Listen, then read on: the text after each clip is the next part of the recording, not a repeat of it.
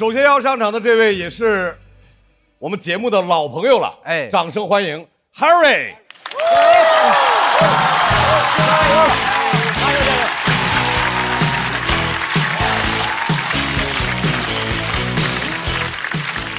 大家好，我是 Harry， 你们好吗？其实我发现我的身份很多，我是一个土生土长的英国人，住在中国的外国人，一个巴基斯坦裔的2代移民。今年我搬到上海了，现在我身份简单多了，我只是个外地人。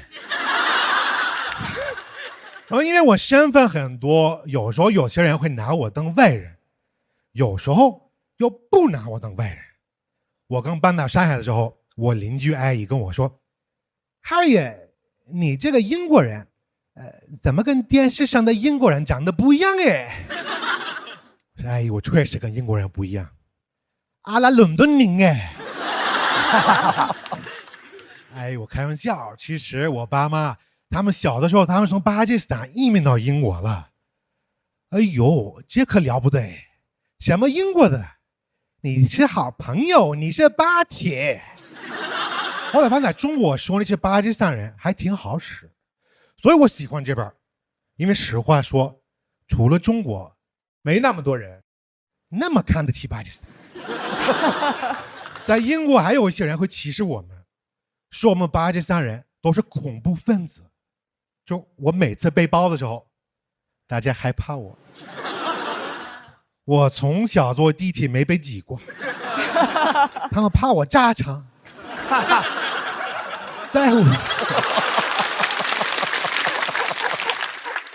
在我们那儿，年轻人、老人也抢座，抢着给我让座呀。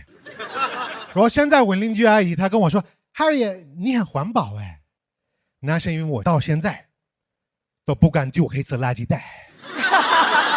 然后发现在中国，其实我的巴基斯坦身份是比我的英国身份还好用，所以我现在有的时候不会说我是英国人，有的时候我直接会说我是巴基斯坦人。比如说呢，在路上我一边走路一边说：“哥们儿，巴铁，那帮洋鬼，他们以前占领了我的祖国呢，但现在英国人说我们巴基斯坦人占了英国。”我说这个叫占领吗？我们只是追过去，给他们做点售后服务啊。连伦敦的市长现在也是巴基斯坦裔，给他们升级成伦敦斯坦。现在英国变成什么样无所谓，我们在那边永远只是外人。其实我家又非常传统，我老婆是中国的，她第一次去英国去见我父母前，特别期待。待了2天后，她还跟我说：“哎，你的父母怎么跟我父母一样哎？不沟通，不鼓励，不表达感情啊，怎么像个亚洲家长一样？”是因为巴基斯坦也是在亚洲啊。其实我爸是典型的东亚父母。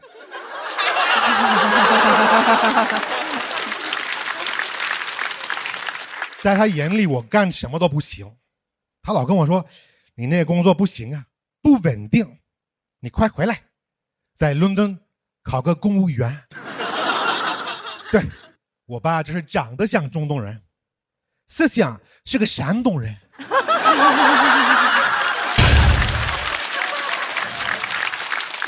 其实实话说，我的父母他们还结合了西方和亚洲教育的缺点。他们特别像那种家长，就看那个杂志意林，学西方教育的亚洲家长。他每次会跟我说：“爸爸妈妈工作都是为了你呀。”的同时，18岁后不给我钱呀。我看大家都是亚洲人在这，我就问你们个问题，我很好奇，就是你们上大学的时候，你们的父母会不会给你们打钱呀？哼。我父母让我去打工，然后我老婆还跟我说：“她说平时你爸妈不怎么管你，不怎么影响你生活，你怎么做得到？”我说很简单，我逃离了原生家庭，我润了，我润到中国了。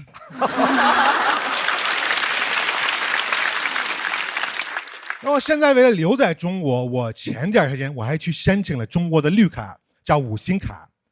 但申请前，我们现在就要做个体检，什么都很顺利。但是这个体检表格上有个问题，给我问住了，2个字儿：肤色。我想，不问民族，不问人种，肤色，还不如问品种呢。但是我不知道该怎么填，我去找工作人员，我说：“不好意思，你能帮我看一眼？这怎么填啊？”他一看我沉默了，好像没见过我这样的。他还小声还说：“不是黑的，也不是白的。”哎呦，小伙子，你要不先空着，一会儿等领导回来让他定吧。他老说他看人准呢。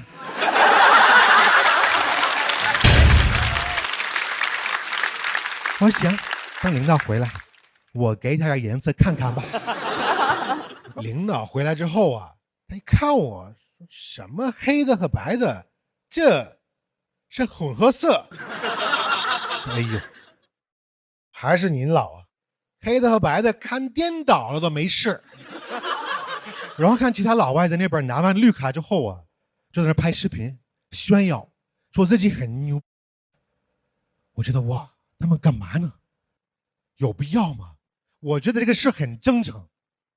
我已经来中国18年了，我在这儿还交税呢。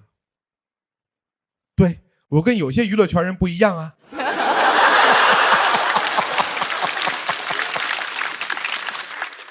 我不光交税，我还交养老金呢。但是我不知道以后能不能拿得到啊。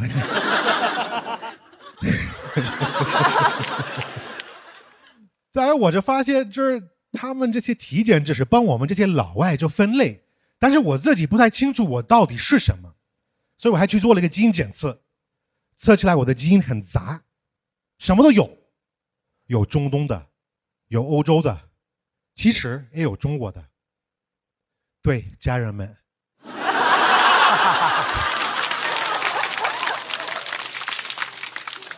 我的基因很杂，说明我的祖宗玩的可花了。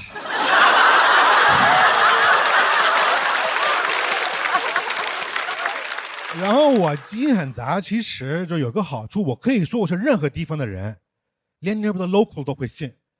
我说我是中东人也行，我说我是巴西人也行，我说我是新西兰的毛利人也行。但是我做完基因检测之后啊，我觉得好像我到底是谁也没那么重要了。我现在挺喜欢当外人，在英国他们怕我炸场，但在这儿我讲脱口秀的时候你们喜欢我炸场，所以我准备就留在这儿不走了，永远当你们的巴铁好朋友 Harry 呀。等着拿养老金。谢谢你们给我掌声，谢谢。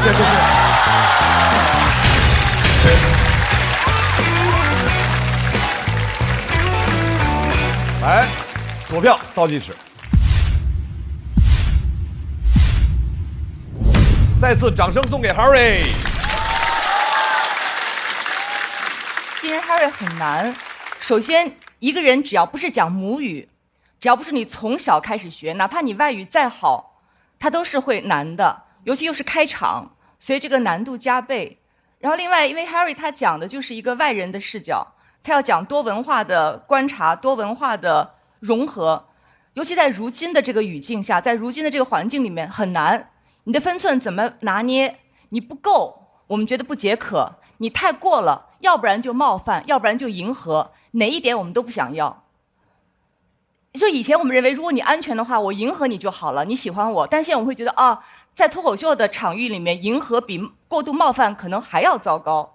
所以你刚刚那个分寸拿捏非常好，所以我觉得 Harry 这18年在这儿没白混，适应能力特别强，越来越有分寸了啊！苗苗老师，这也很中国啊。而且 Harry 现在不是我们的外人，他是中国的内人，是不是？就是他和中国的爱人结合的，对吧？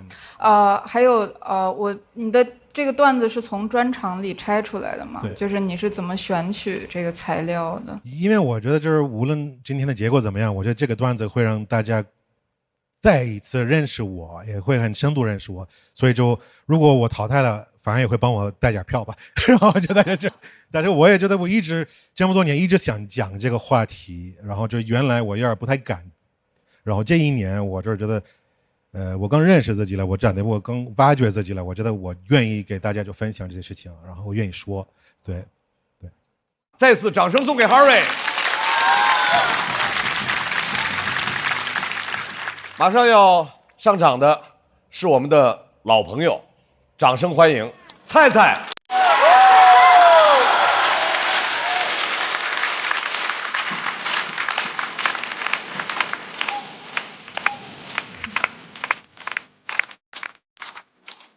唉，看完岛主，感觉脱口秀太难了。大家好，我是菜菜啊。谢谢。我今年34了，之前有人说我长得像阿拉蕾，对吧？但其实我化了妆才像阿拉蕾，我卸了妆就像生完阿拉蕾没坐好月子。阿拉累坏了。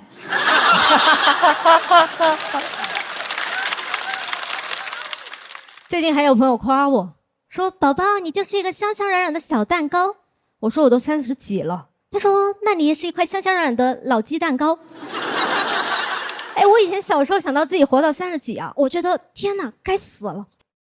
我也没有想到，竟然是该死的甜美。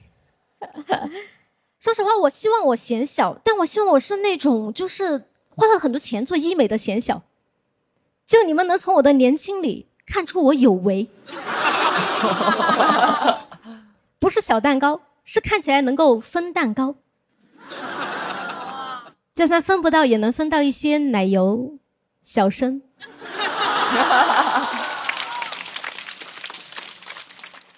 但我们这个行业，你们也看到了，没有奶油小生啊，都是脏脏包。哎，我真的太喜欢奶油小生了。前段时间朴宝剑来上海嘛，跟我没什么关系，但我在社交媒体上刷到了，我刷到他喝爸爸茶鸡，吃小炒肉，我就感觉朴宝剑和我过日子，能过到一块去。他要是愿意维持这个消费水平啊，我甚至可以养活他，让他苦尽甘来。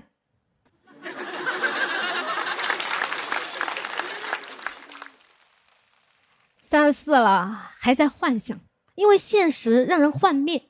就去年我见了一下高中的白月光，他已经完全变了一个人，已经有了第1套房、第2辆车和第3个家庭。我只有房啊，还塌了。这以前他是那种跟人说话都会脸红的青涩小男生，但那天我们吃完饭之后在路边等车嘛，他开始一边抽烟，还卷起了他的上衣在那拍啤酒肚。这个时候有观众把我认出来了，菜菜，我好喜欢你啊！我说我不是，我怕他误会这是我男朋友。如果他实在要误会的话，我希望他觉得这是我爸爸。因为是这样的，我之前在台上也吐槽过抽烟和啤酒肚，我怕传出去说我私底下烟酒都来。但34也有一个好处啊，就是家里完全不催婚了，真的完全不催婚了，因为马上就35了嘛，就会变成一个不能考公务员的高龄产妇，成分非常的复杂。就以前26、7的时候还会给我制造焦虑，说抓紧了，女的一过30就只有找离过婚的了。我以前不相信，但最近身边的朋友开始离婚了，在为娶我做准备了。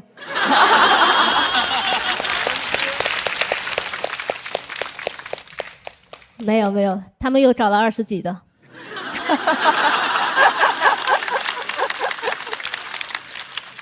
能理解啊，我也想。但现在其实挺迷茫的，真的挺迷茫的，因为我觉得好像30加的女性啊，你要么成家，要么成功。我还想成功，但是我的身体吧已经有点跟不上了。我今年检查出了4个乳腺结节，就我现在想熬夜写个稿，都怕我的乳腺加的梗比我还多。不能熬夜了，但开始起夜了。我也没有想到成年人的松弛是从膀胱开始的。就以前我出差都是选那种靠窗的位置，我现在都只选过道了，不关心风光了，只关心膀胱。只要有一次我坐靠窗的位置，旁边的大哥半小时为我的膀胱起立了3次，我挺不好意思的。我怕大哥在想，虽然人有3急，但半小时3急，你是不是红果短剧？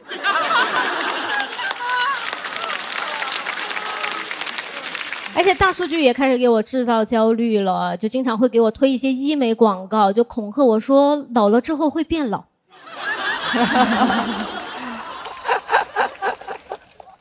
但看多了还是会焦虑，我现在甚至都有点希望我足够老，就比如说我80岁，那我就不怕衰老了，我怕摔倒。因为你年轻的时候，你从哪摔倒，你还能从哪站起来，再燃一把。但80岁摔倒，我就只能再燃一把。很迷茫啊，但是一刷社交媒体就发现大家都好坚定啊。就我昨天还刷到一个帖子，那个标题是35终于知道了如何过好这一生。我点进去一看，他1月在东京，2月在巴黎，3月在南极。我就感觉他也不是35终于知道了如何过好这一生，他就是35终于知道了怎么报旅行团。我要是35像他这么过，我都过不到36。但前几天大学的闺蜜还发消息跟我说她羡慕我，说没结婚，一个人想干嘛就干嘛。我就问她，我说你是不是和你老公又吵架了？因为我们现在很少聊天了，因为之前有好几次我就发现她转头就跟她老公说了，就跟她聊一些心事和秘密，就连我有4个乳腺结节她都跟她老公说了。以前我从来没有想过，这个世界上最了解我的男人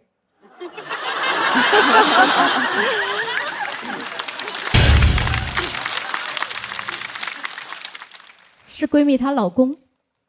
然后我就跟她说，我说我现在其实也挺迷茫的，就是我不知道留在大城市的意义，但是又不想回老家。过了一会儿她回我了，她说迷茫其实是正常的，我老公说了，你现在这种在网上有个说法叫做奥特曼时期。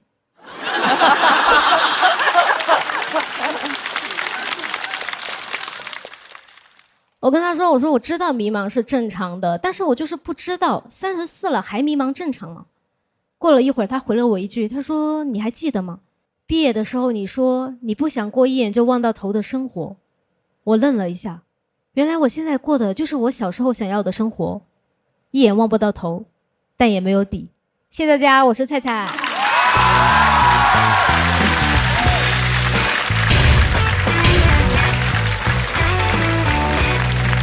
来，抓紧最后的投票时间，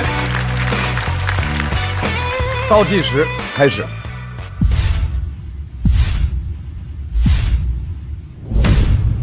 再次掌声送给菜菜。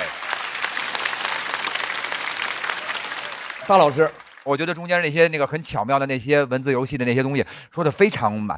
我小时候觉得人还能活到30呢，多大岁数了？怎么那么大？我现在都40多了，哎呀。然后就是确实小时候会有这种感觉吗？就是感觉这人某个年龄40多老帮菜了，这是特别远。对，不知不觉到这一天了。对，因为小时候想到大人的生活，觉得好无聊啊，然后就觉得我不想那样。然后，但是现在就发现自己好像在这个位置了。然后我的同龄人，特别是老家的同龄人，他们已经变成我以前小时候眼里的那种大人了。然后我就会感觉挺迷茫的，就是不知道自己的位置在哪。可是这个迷茫这事儿，其实我现在觉得迷茫特别棒，因为你迷茫是因为找不着答案嘛，但是你找着答案你就无聊，然后所以你就不追问，你一追问你就迷茫，然后可是你追问的时候，你就觉得还挺好玩的，所以说这也是个博弈过程，是吧？来，鸟鸟。哦，是，其实菜菜讲的我也特别共鸣，咱们俩同岁嘛，但我可能只有这样，我才能走到人生的奥德赛时期。现在我不知道怎么称呼我的这个时期，可能是校友团时期。校友团时期，我真把这当事儿了，太棒了我。然后我觉得你中间确实梗很多的，我觉得可能能量稍微强一点的场子他是会想的。谢谢两位。来，鲁豫。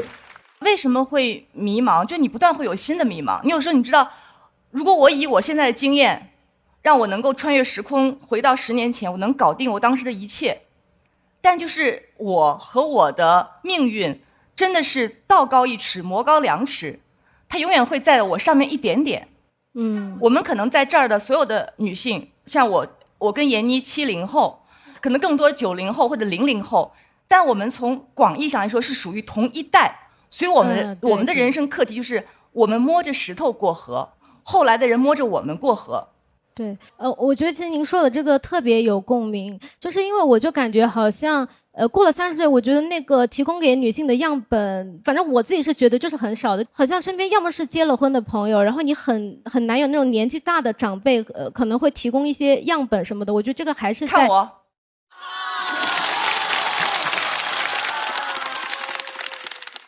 对，这是我自己赋予我自己一个使命，就是我想做那个先过河的那个人。然后我希望你们过后的人能够摸着我过河。来，再次谢谢菜菜，谢谢。让我们掌声欢迎鸡翅。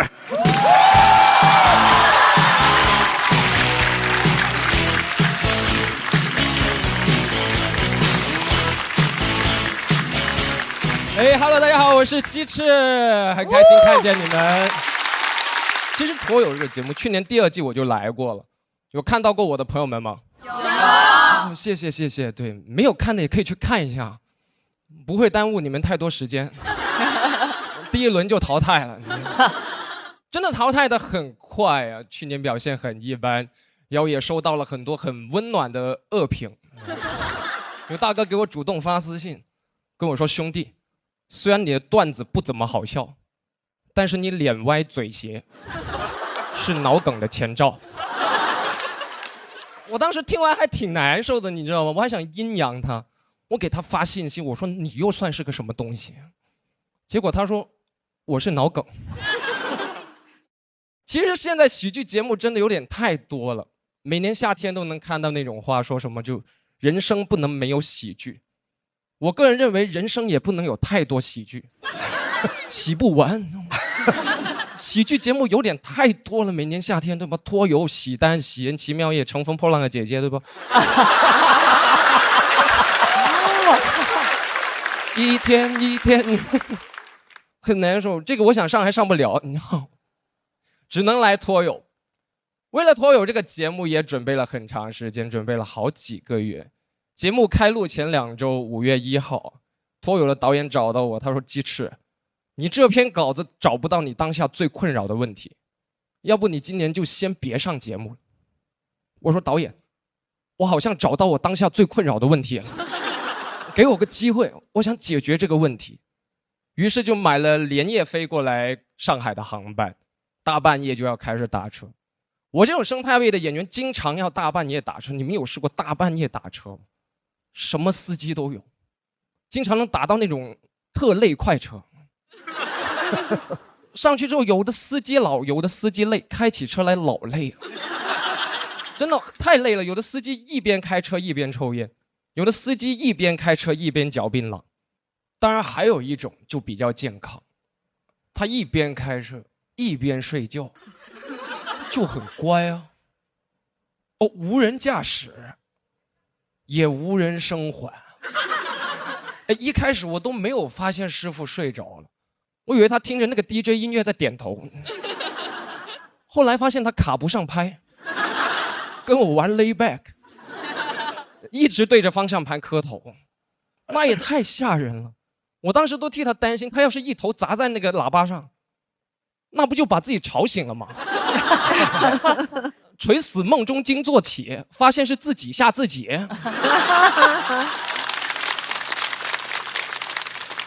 我到后来真的忍不住了，我就尝试问他，我说：“师傅，你都这么累了，为什么还要开车呢？要是待会撞上了怎么办？”我没想到师傅听完之后特别冷静，回了我一句，他说：“撞上，那我就不收你钱，划算，你知道吗？”我也是那天才知道我的命就值45，早知道不用优惠券了。那天晚上我真的想尽一切办法跟师傅聊天，希望他精神一点。我在脑子里搜索中年男人感兴趣的话题，我想了半天，我一紧张，我说师傅，你知道中东那个霍格沃兹海峡吗？他说那个叫霍尔木兹海峡，霍格沃兹是你们年轻人爱看那个泡泡玛特，我说那个叫哈利波特，全乱套了。我后来就上网查，总结了让司机大哥嗨起来的3大话题。第一，这辆车的续航真带劲。第二，前任也曾伤过他的心。第三，黑心资本家真是个狗东西。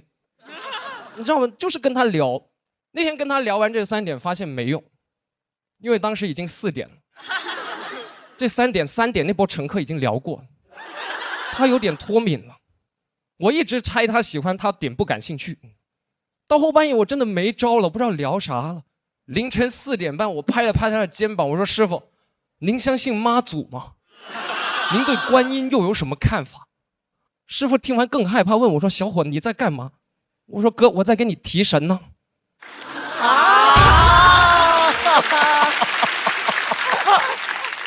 提神，你知道吧？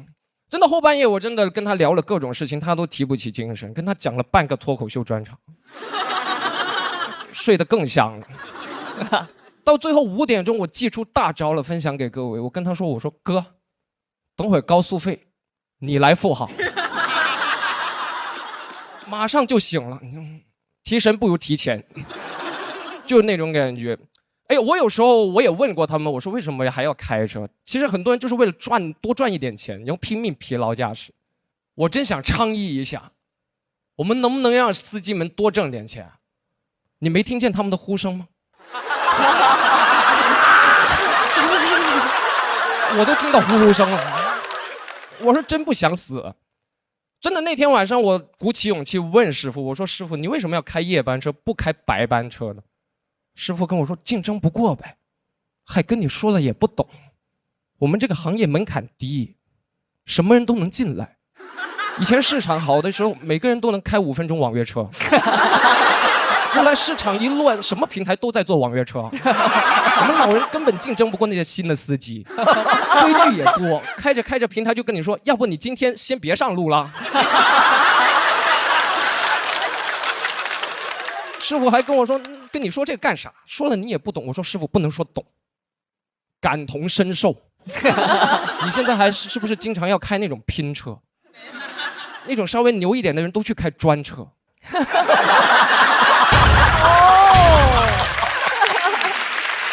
那个是真赚钱啊！他1个半小时不得收你280、380的？那个我发现我懂了，就是我跟师傅都是一类人，对吧？很多人活着活着就活成一辆夜班车了。就师傅他不是困，他被困住了。那天我真看进去了，你知道吗？我喊出了一句师傅开了4年电车都没有听到过的话，我说师傅你得加油啊，加油向前开。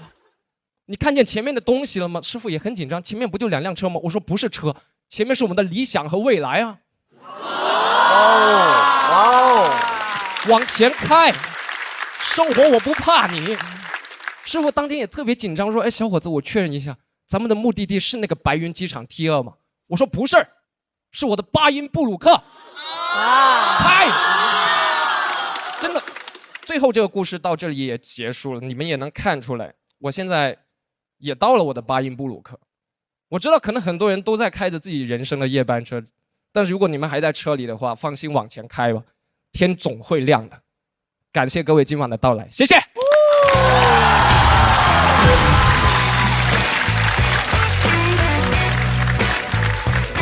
掌声送给鸡翅，抓紧最后的投票时间，投出你手中宝贵的一票，锁票倒计时。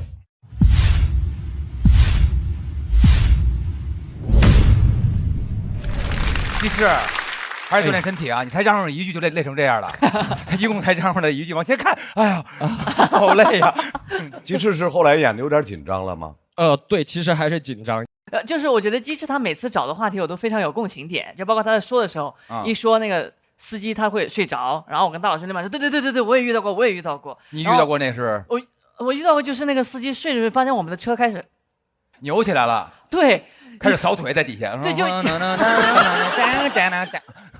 然后就逼得我们车里面最不爱说话的就是我们工作人员明哥，然后突然就疯狂的找他聊天，你就会觉得为什么今天他疯狂的在找话题在聊天？然后他说他示意一下，还不敢戳穿司机你睡着了，他就示意我们，然后一看那个司机，所以就是机智的这段能够让我们大家想到我们自己曾经的生活经历嘛。那有没有遇到过那种就是手风琴式的那种司机？就他踩那个刹车和油门，然后你在车里面就，然后就经常会做吐完之后就开始怀疑自己，我以前不晕车。哇塞，太好了，你跟润一样。我觉得继续这一段是到你把网约车和脱口秀的某些现状连在一起，从那一刻开始场子热起来，然后我们几个人开始陆续拍灯。因为我觉得你前半段的那个比例可以再短一点，对，它更像是个展示奇观。但是到这个阶段，观众对于奇观之外，他希望你能够跟我们产生某种连接，除非你这个奇观奇到独一无二。但是网约车其实之前也讲过，其实你应该把这个比例再减少一点，更多的跟我们大家都很关注脱口秀或者其他连在一起，我觉得那个情绪会更早到来。明白。好，谢谢机智。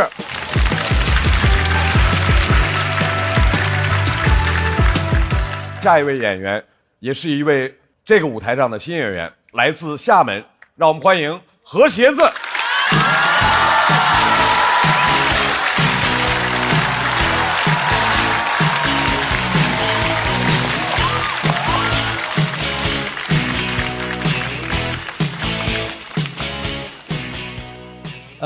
Hello， 大家好，我叫何鞋子。其实我很开心可以来上海给大家演出，但是上海这个城市对我来说有点太新了。我现在走在上海的街上，有很多店我看不懂，很多店我从外面看上去不知道它里面卖的是什么东西。我有一天经过一家店，想进去点杯咖啡，最后剪了个头发出来。我现在确实有时候没有办法接受太新的东西，因为我年纪也不小了，我今年40岁了。哦，我最近有点叛逆。我前段时间想去纹身，但是我不知道40岁纹什么图案比较合适。我朋友说你这个年纪啊，可以把家里人的电话号码纹在身上。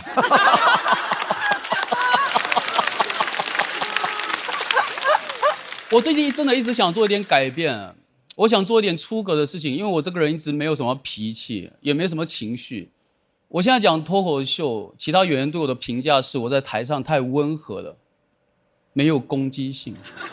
我说啊，你们平时都是边演出边打观众吗？但是我这种性格真的很容易吃亏啊，我经常被别人插队，现在普通的插队我已经不在乎了。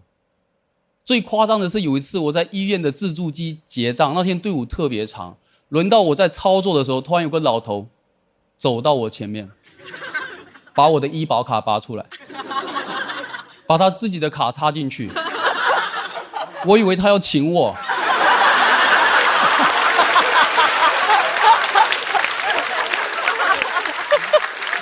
来刷我的卡。我不是没有被别人插过队，但是如此新颖的方式，我确实是第一次见。我当时真的很想骂他，但是因为我平时很少骂人，所以我当时只能想到一句话：你是不是有病啊？这句话在医院听起来很像在关心他。我最后没有骂他，因为他已经把业务办完了，跟我说轮到你了，我脱口而出谢谢。我回去就请教我身边骂人最脏的一个朋友，他教我一句话，他说如果别人插你队，你可以这样骂他：没事，您先来，我命长着呢，你着急去死，你排我前面，不要客气。这句话太长了，我现在的肺活量没有办法支撑我在骂人的时候一口气说这么长的句子。所以一般我说到没事，您先来。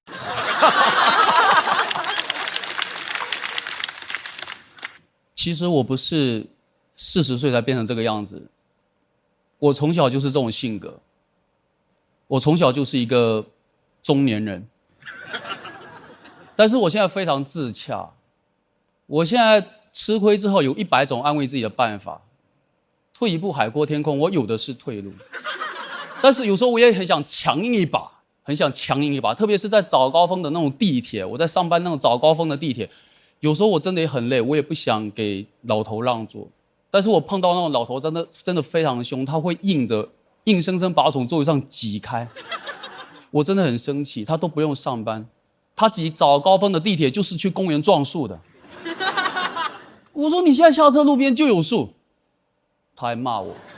我当时真的很想问他，我说你知道你每个月养老金是哪里来的吗？我现在只想给小孩让座，因为我知道以后我养老金是哪里来的。其实我们全家人都没什么脾气，我跟其他演员不大一样，我本来今年差点是上不了节目的。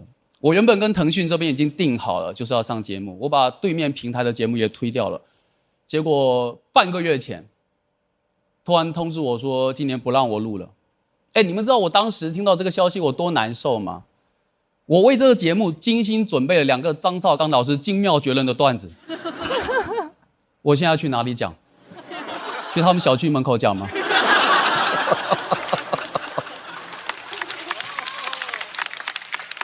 我老婆听到这个消息也很生气，她说他们怎么可以这样对你？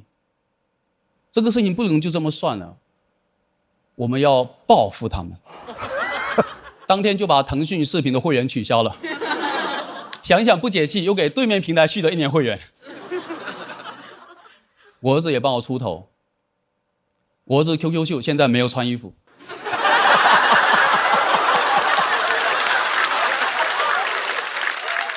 我儿子就是在这种很平和的家庭氛围里面长大的，他现在性格变得跟我越来越像。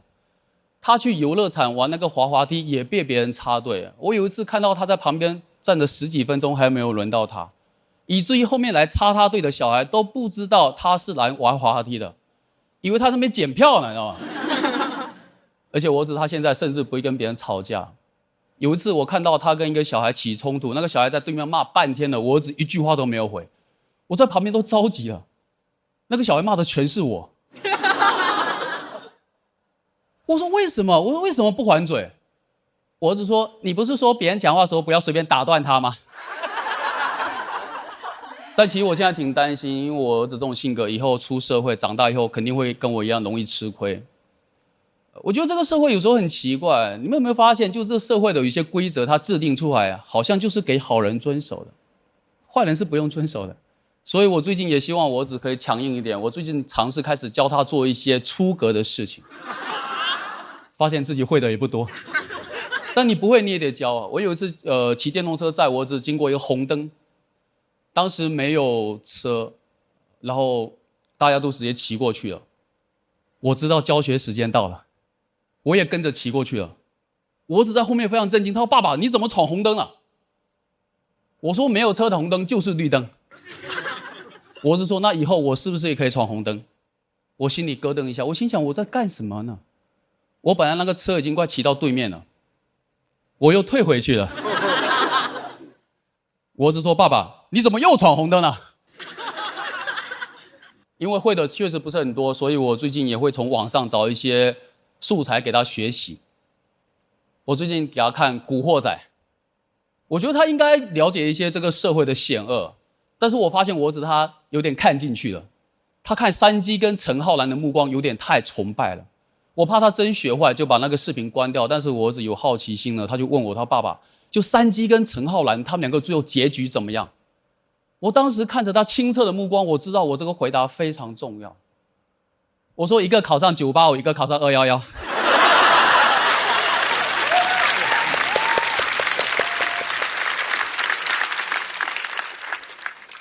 其实我有时候我是挣扎的，我是困惑的，我不知道我这种教育方式是不是有问题，我把我儿子教得太乖了，太好了，以至于他容易受到欺负。但是有时候我又会想，我说他有什么错呢？他当一个好孩子有什么错呢？我们在这个世界当一个好人有什么错呢？所以今天最后我想跟我儿子说几句话。我说你可以不用闯红灯，你也可以不用会骂人，你只要做你自己，你就做一个好人，吃亏了也没有关系。爸爸已经帮你想好了退路，爸爸这边有100种安慰自己的办法。很可惜他可能没有办法听到这句话，因为我们家现在没有腾讯视频会员。好，谢谢你们，谢谢你们。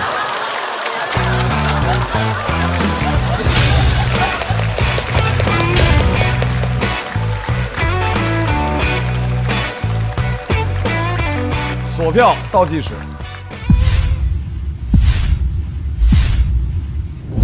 再次掌声送给何洁。谢谢你们，谢谢你们，谢谢你们。其实最后我还是有被温暖到的，只是在这样一个比赛场，可能到这一步，你的确需要再给到一些东西。其实是一个好的话题，就是好人能不能有好报，或者好人需不需要有些时候一直在做退让，如果不退让会怎样？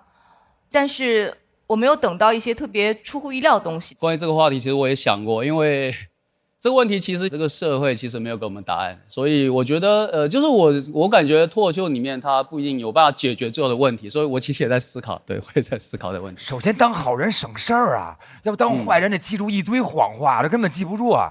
我觉得当好人是非常省事儿且实惠的一件事啊，非常棒啊。但我很有共鸣，因为我也经常被人插队。有时候被人插队的时候，人家也不是直接插进我前面，就是人家就是站在我旁边儿，但我后面已经有3、4个人了。我觉得他就是看了这一整列排队的人，然后觉得我最好欺负，所以站在我旁边。就是这事儿不能细想，越想越生气。其实我知道，如果我有更大的情绪，可能在这个台上，或是我更犀利的表达，可能会更能触动大家。但是其实我不是那样的人，然后我一直也想说，能不能通过我自己的努力，我也一直在努力。我希望说，有一些很温和的人，也希望说你们可以到台上来表达自己的观点。谢谢你们，谢谢你们，谢谢你们。再次掌声送给何鞋子。你也好。今天是我演最差的一次。接下来是一位新朋友，有请郑宇潇。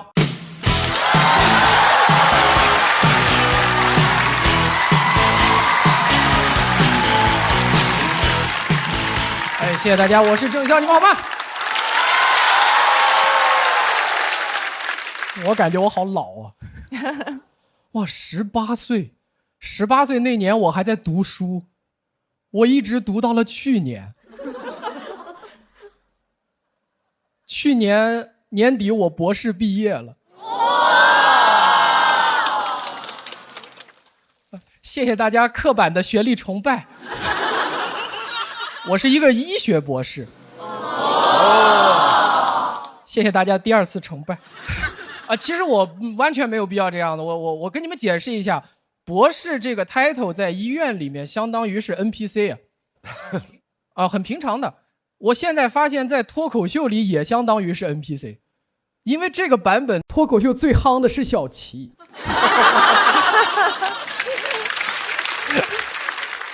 我白学了。哎，我从小就是那种典型的那种好学生，但是我不爱学习，因为我害怕考不好，考不好后果很严重的。小时候我爸跟我说考不好我就打断你的腿，我知道他是在吓唬我，但我是一个想象力丰富的小孩，而且数学还行，我想我应该只能考差2次。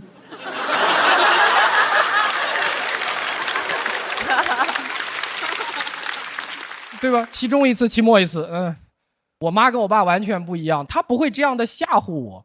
但是他说的话你仔细听，你仔细想，越想越吓人。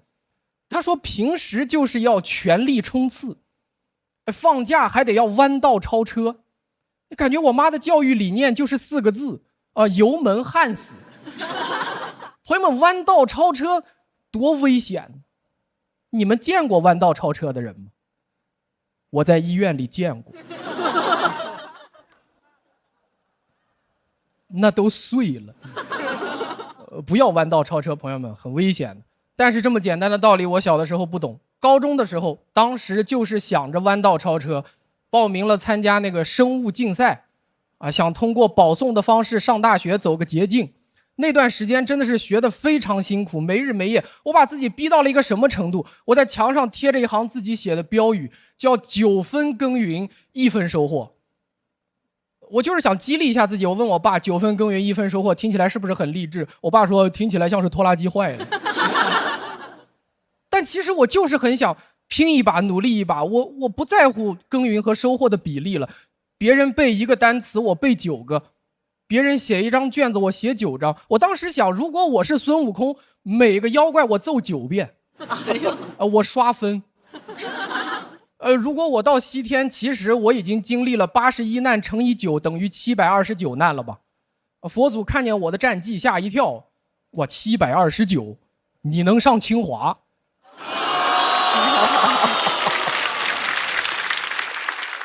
现在我离开学校有一段时间了，但是我感觉自己好像有那个好学生综合症，不知道你们能不能理解？就是如果我空闲时间我不学点啥，我就心慌，对吧？我做梦会梦到高考，我写段子会去共享自习教室，因为咖啡免费。我不会像那些明星一样去咖啡店写段子，我不会的，就是他们收入太高了。共享自习教室是一个什么地方？很神奇的地方。台灯啊，桌子、书，给我一种很熟悉的环境，很有安全感的感觉。那就不是一个教室，朋友们，共享自习教室就是好学生的阿贝贝。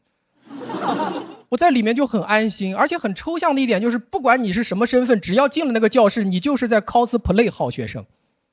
每个人都做自己的事情，特别沉静。你考研，他考公，我考 back， 非常沉静。我在里面写段子写了3年，我身边的人来了又走，我感觉到最后那个店长看我的眼神都充满了同情。前段时间拉着我的手说：“哥们儿，3年了，还没上岸吗？”没上岸，今年上线了。没有。我确实和普通人有点不太一样了。我再举个例子，我刷那个手机短视频，会刷到奥数题。你们没刷到过很正常，很正常，因为你们很幸福。我的原生大数据已经不幸福了，已经被我的童年阴影所污染了。我跟你们描述一下在手机上刷到奥数题的感觉吧，就是如果你隔着这个手机屏幕看到一道奥数题，就很像是你去动物园隔着这个玻璃看到狮子老虎是一样的。共同点就是如果没有这层玻璃呢，我就死了。有这层玻璃我就很有安全感，我甚至可以看得津津有味。我说这道题，你看这道题多凶啊！我说你看这个数列，哇，列。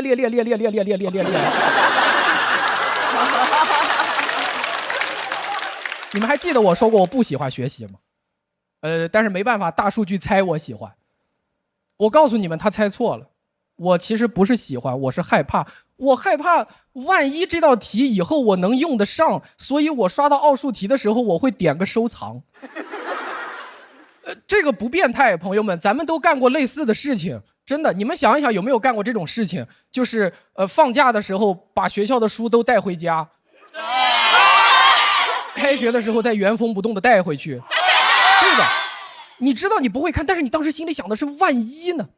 万一我玩到一半突然想学习了呢？所以我的收藏夹里现在都是各种万一，除了奥数题以外，还有词根词缀、荒野求生、有氧跟练、维修家电。这个收藏夹放在古代那就叫齐民要术，现在就是我的传家宝。我可以一直往下传，我不看没关系。万一哪一天我的一个后代他遇到了万一的那件事情，他一定会打开我的这个收藏夹，看见我收藏的视频，然后一看，哇，视频已失效。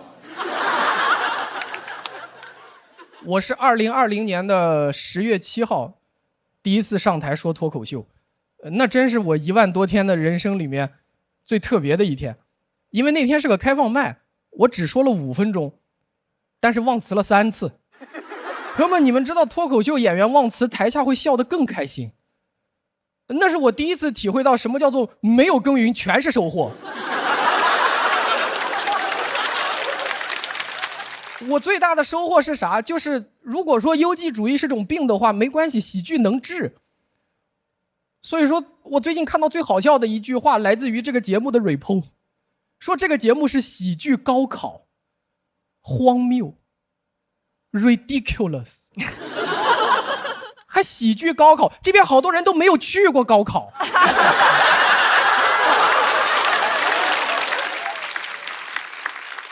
我讲了几年脱口秀，后来我跟我爸说我想说脱口秀，他说那我就打断你的腿。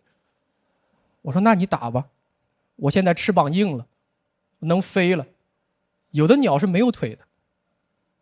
我爸想了很久以后问了我一个问题，说那以后咱们家亲戚看病还能找你吗？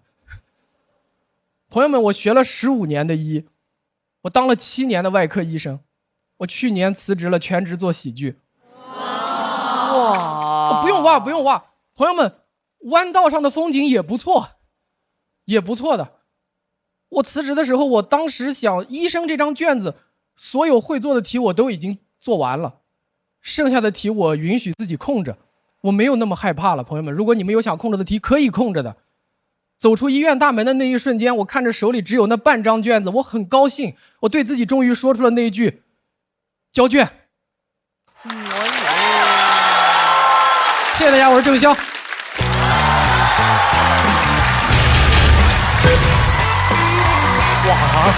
哇，好棒！来锁票。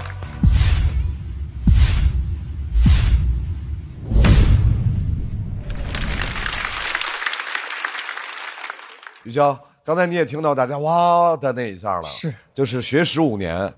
我是5+3+3+3，5年本科，3年硕士，3年规培，3年博士，前前后后加起来15年。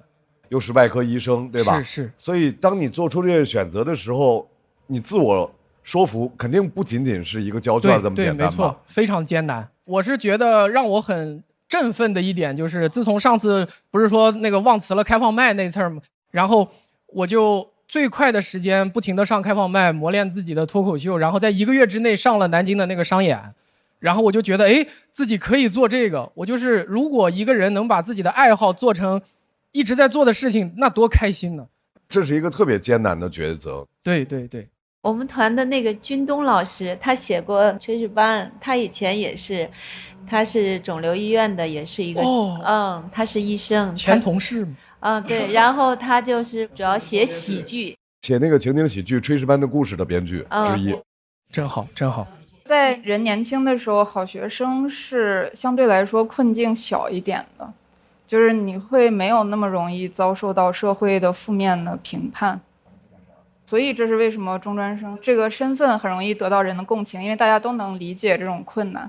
那你一开始介绍自己是好学生，你又很聪明，你又博士毕业了，你又是学医的，我觉得观众已经有点开始崇拜你了。所以就是可能没有办法那么容易带入到一个喜剧的情境里。杨洋老师说的很有道理，这也是平常写稿子最大的一个困境，因为医生的形象也很正，博士的形象也很正，好学生的形象也很正。对，因为我也短暂的学过医，所以就是我知道非常的可以说是痛苦了，而且我身边也有医生朋友。特别短暂的学医啊？对，我真的在医学院学了1年，就是非常的难，而且医生他就不停一直的要更新他的东西，所以相当于他是一直都在读书，一直都在做东西的。雨潇应该会有更多的故事可以去告诉我们和分享，然后而且最后是由一个做了这个选择的人在向前闯着的人告诉我他的交卷，这是非常有说服力的，所以我按下这个灯。而且就是你看，没有当医生你就一直在发言。没有必要啊，好冷啊！好了，来，掌声送给郑宇潇。来自蓝梗喜剧的新朋友，掌声欢迎陈曦。大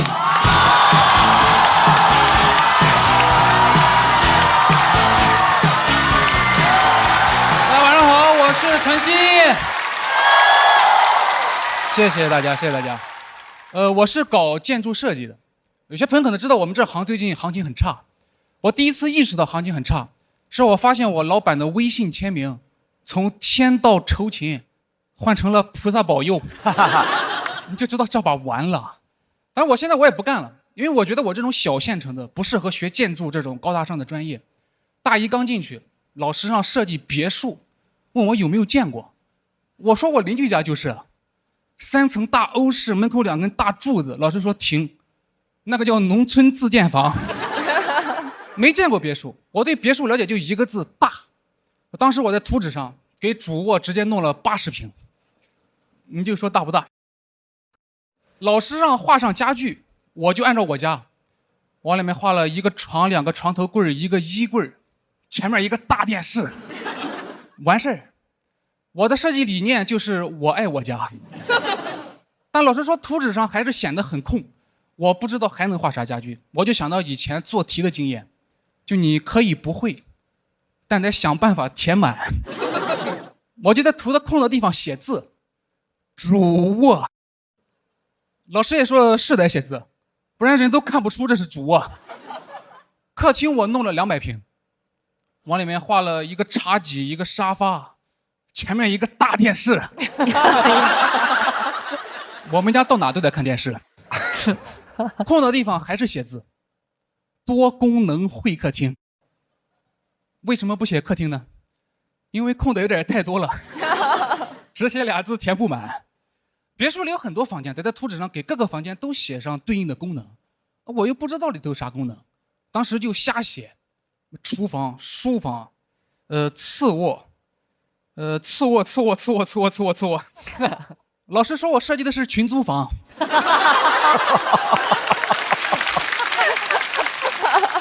说在我方案里看不到优越的生活，只有对做房东的渴望。他当时还尝试引导我说，你就想想，如果以后你有钱了，你会怎么设计别墅？我说，如果我有钱了，我会找人设计别墅。我后来自己找了个别墅的案例，我说得看一看学一学，但我发现上面功能多到我真的难以理解。有一个房子里它有一个中餐厅，还有一个西餐厅。我说吃个饭为啥分那么细啊？我在家里吃干煸牛肉，咬了口发现带血，说别急，先拿到西餐厅。这是5分熟牛排，不能理解。而且那房子里居然还有一个冥想室。我说你要干啥呀？我觉得如果你真的会冥想的话，你可以先坐在中餐厅里想一想，还需不需要那个西餐厅？好不容易做完功能，老师又教我们别墅的造型，给看了很多张那种纯白色的房子，说这叫极简主义。我说这不是叫毛坯吗？老师说极简就是把不需要的东西丢掉，还问我们谁是极简主义的代表人物。我说5月天的阿信，因为他丢掉手表丢外套，丢掉电视再丢电脑。不会做造型，当时就是在客厅外面正常开了几扇窗，防盗窗。老师说不用防盗窗，反正你客厅里就一个沙发，看着跟被偷过的一样，你还整个防盗窗，感觉你别墅应该再配个卷帘门，门一打开，哒哒哒哒哒哒哒哒哒，人以为哪个卖包子的开门了。但老师说完之后，我没觉得有什么问题啊，因为他说的跟我邻居家一模一样。他建议我设计成那种落地的玻璃窗，说这样可以模糊室内外的边界，从室内可以看到室外的景色。我没见过这种，因为我们家旁边都是房子，谁家如果弄了那种落地的玻璃窗，他家就是邻居的景色。他家如果再有个小孩，那真是大家看着长大的。而且我想，小孩住这种房子真的会开心吗？有没有可能某天晚上他妈回家问他写没写作业，他说写了，旁边邻居在那边喊他没写，帮你看着呢，看一下午喜羊羊。我的想法就是和很多同学不一样。当时一个同学把2楼的屋檐做得特别长，说可以挡雨遮阳。我说啊，真的不考虑再挂点香肠吗？不光得做别墅，还得参加一些很虚无的竞赛。大3那年，居然让我们用建筑解决战争问题。我说什么建筑还能解决这事呢？我只知道人打仗炸的就是建筑呀。我唯一想到建筑解决战争的方式，就是在2国交界处盖一栋楼，上面挂满大喇叭，等到打仗的时候24小时循环播放。你们不要再打了。我知道建筑解决不了战争问题，如果能解决的话，我希望在每个房子的地板底下植入那种智能的弹射芯片。如果听到有人在屋子里面总研究要打仗，地板直接给它发射出去，想打哪给它发射到哪。我把这种传送技术命名为 Air Drop。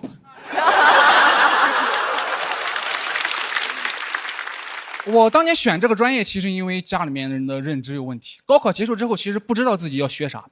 我爸有天过来跟我说：“你不用纠结，你就学建筑。咱们要搞大基建，房地产肯定好，房子还能不盖了不成？”现在发现能。而且我觉得建筑这个词，它就属于大城市。我们县城都说盖个楼，我们家人到了上海的陆家嘴，也不会说哇，都是地标性建筑啊，只会说哇，这楼真高呀。这要是屋檐都伸出来，得挂多少香肠呀？讲到这里，谢谢大家。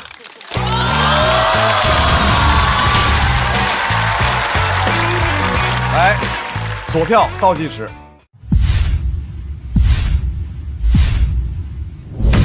再次掌声送给陈曦，谢谢谢谢。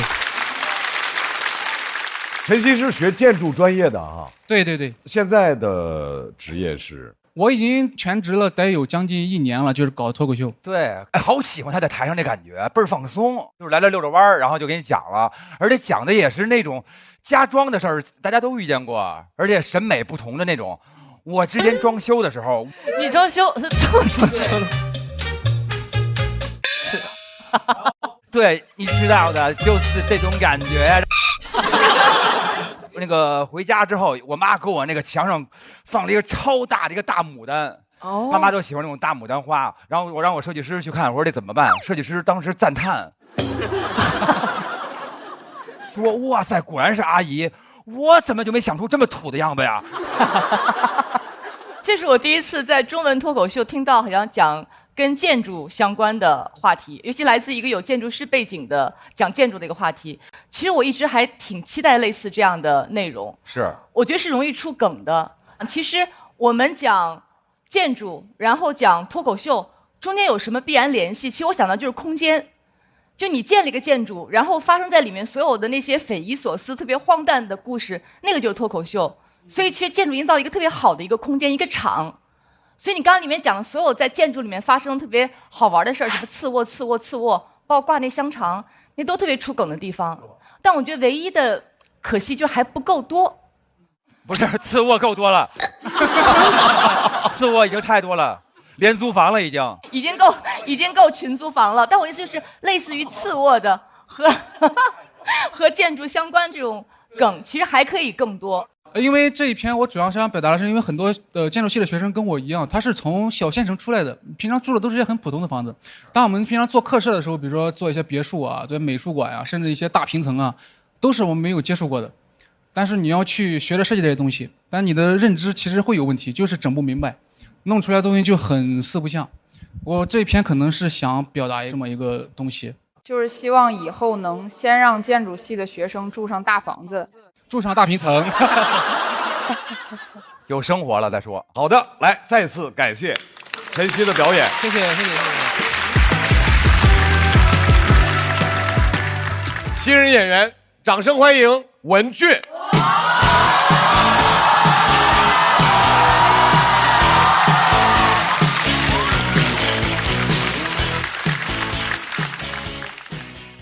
大家好，我是文俊。我今年48了。啊，这几年我一直被一个老男人所困扰着，那就是我爸。啊，我爸今年78，单身独居很多年了。这几年他一直想给自己找一个老伴儿，一直在寻找，但是从未获得过。老年人交友相亲主打一个真诚直接，年轻人用的那些招数，暧昧、试探、拉扯，他们都没有时间用，他们要在最有限的时间里发挥出自己最大的剩余价值。我爸虽然年龄大，但身体好，退休金高，可以说他不是一个老头子，他就是一个好投资。按理说他应该不难找，但是我爸每次提出要跟老太太结婚的时候，老太太就语重心长地说，我不想当免费的保姆。我爸当即表示洗衣做饭我可以自己干，老太太也不同意，人家特别清醒。大家突然意识到，就心情愉悦不是因为广场舞，而是因为没有老头子添堵。可以说，现在老年人跟年轻人的想法都是一样的，只讨论爱，不定义关系。我爸实在没招，就让我帮他找。我现在人到中年，我就是中年危机呀，上有老，下有小，我要防小的找，还要帮老的找，我人格都要分裂了。我是妈妈，我是女儿，我现在又要是小蝌蚪，为了我的爸爸出去找妈妈。我其实特别赞同我爸给自己找一个老伴儿。我是个独生子女，我平时也有一家子的事儿，我也希望他能有个老伴儿，能陪他说说话。但这个事儿真的不容易。我爸今年78，这个岁数很尴尬，主要是不确定性太大了，就怕老太太刚迈进就跌停。我爸随时会停。我就跟我爸说，我说爸，就您现在这个岁数，留给你的老太太已经不多了。你想找个什么条件的，可以说一下。我爸特别认真，一个是不能比我大太多，一个是不能比我小太多，还有一个我想找个聊得来的。我说你这是想找仨吗？犯法。我爸说你什么脑子？我说的是一个。我说3高的好找，你这3个要求也太高了吧？身体健康，年龄相当，还能提供情绪价值，这是不是一个不可能三角啊？我爸说要不就一个条件，单身独居，最好儿女不在身边。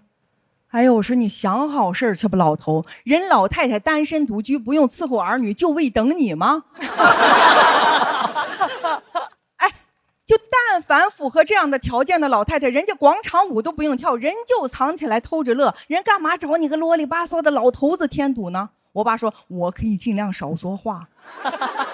我说就算你是个哑巴，就你光做那个表情，人老太太都觉得是噪音。我现在想哈，找对象一定要趁早。年轻人找对象年龄从来不是问题，到了78岁找对象，包含年龄全是问题。你看，我们给年轻人的祝福都是祝这对新人早生贵子，白头偕老，永结同心。我们给78的祝福是祝这对新人早睡早起，白天多晒晒太阳，永不心梗。但是我爸找对象最大的优势就是他不用担心彩礼，大年初3他不用去看他老丈人，他随便找个路口他就看了。我说爸，你的心思我也理解，但是2个人在一起未必过得就好。你看我现在为了家庭，我还要出去说脱口秀，我辛辛苦苦讲1年，顶多挣个1.8万块钱。我爸听完了没说话，直接塞给我5万，说你先拿着花。我说爸，这是钱的事儿吗？不，这是父爱。父亲的爱情很重要。一个78岁的老头，坚定目标，积极进取，迎难而上，内里有乾坤，心中藏世界。78正是找老伴儿的好年纪啊！我说爸，你给我指个方向。他说中介。我亲自到了那个婚恋中介，一进去人就热情地招呼我：“阿姨，你想给孩子找个什么样的？”我说我就是孩子。我说78岁独居老头想找一个同居不领证、搭伙过日子的阿姨，人家说有，管吃管住，月薪8000。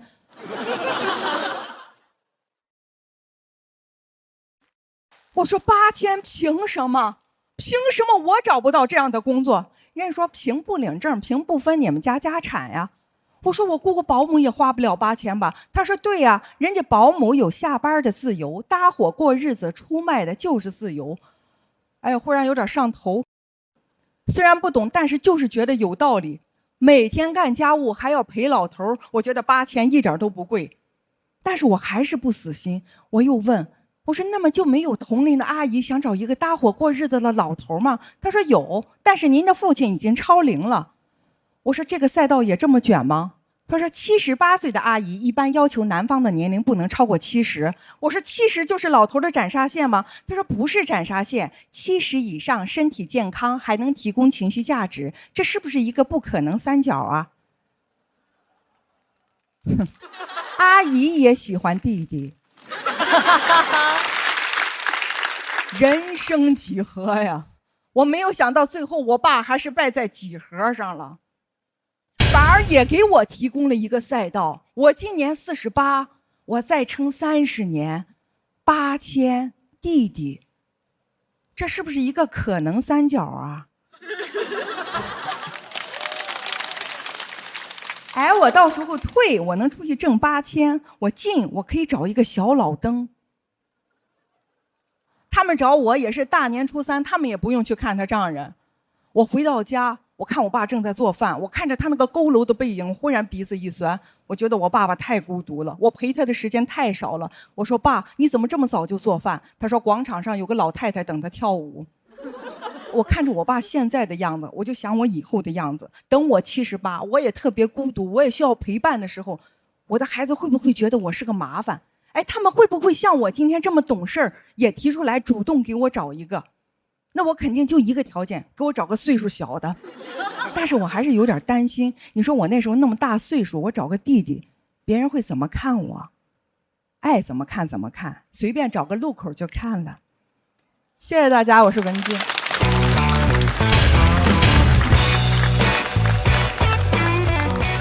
锁票倒计时。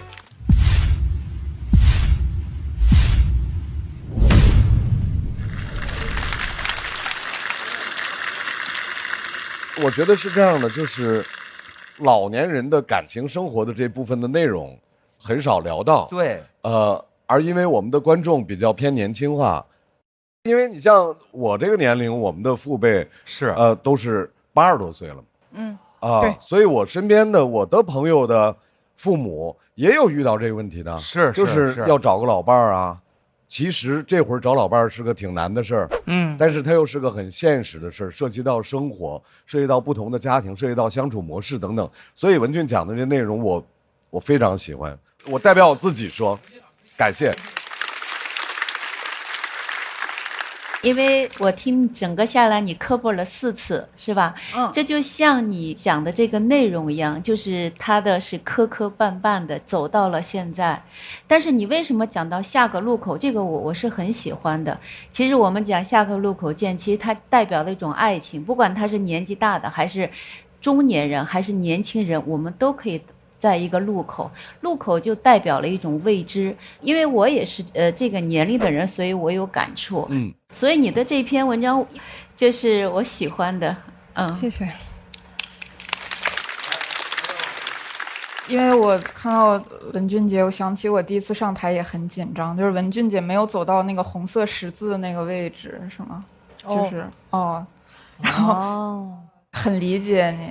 然后我感觉好像如果段子的铺垫能够再短一点就好了，我觉得有一些句子短一点会更容易出梗，我感觉。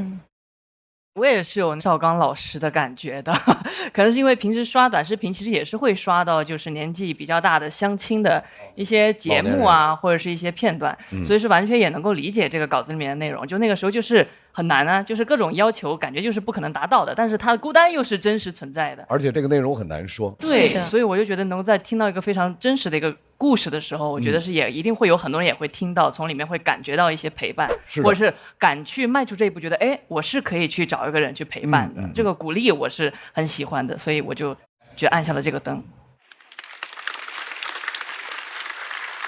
我没有拍灯是基于一种特别复杂的情绪，就是因为文俊，我认为他讲出了生活的真相，但所有的真相它都是我们无法承受、无法去直面的。如果你要去审视刚才文俊讲的很多的当下的主流社会人们对于婚恋的一些看法的话，跟年龄相关的看法的话，你甚至会内心心生抵触，凭什么这样？但他讲出的就是大多数人生活的真相，但这真相是我现在无法承受的，所以我听到后来我觉得特别沉重。但刚刚鸟鸟给出了一个解决方案，就是把前面那部分的比例可以缩小。其实到后边你有个反转，来自于你爸给你5万，你说哎，这是父爱。那个时候，其实我的情绪开始有一些松动，从之前那种抵触，我不想面对这么沉重的生活真相，我不想那么不体面的老去，你的那种反抗就开始松动，但是时间不够了。其实我觉得它内容很好，真的这个话题是没有人讲的。原来变老是这么残酷的一件事情，当然有温情，但是有很多的残酷，留真相，但去残酷，给人一些希望。让我能够特别的笑出来。但我觉得它是一篇很好的一个初舞台的表演，所以谢谢文俊。谢谢。掌声送给文俊，谢谢。文俊稍作休息。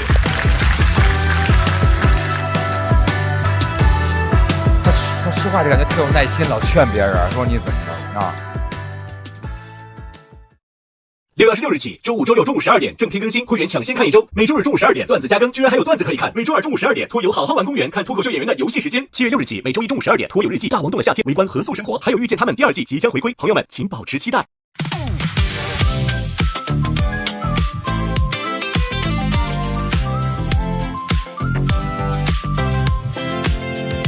你又带着冷笑话出现，幸好只有我懂你的笑点，不用解释，一个眼神到位，不用装完美，做自己才最宝贵。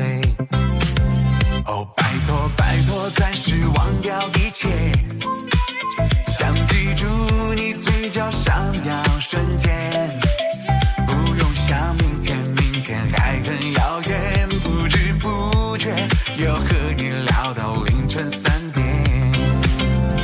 哦，烦恼往外跑，今夜有你们真好，这是我们的约定，祝你今夜过得开心，就要朋友朋友哦朋友，就要和你聊一整宿，就要笑声传遍海洋和银河，就要快乐快乐快乐，就要朋友朋友哦朋友，就要感受此时此刻，就要和你一起躺在沙发高歌，就要快乐快乐快乐。又是这个夏天要在这里出现，嗨朋友我们好久不见，最懂你的笑点，冷场也不丢脸，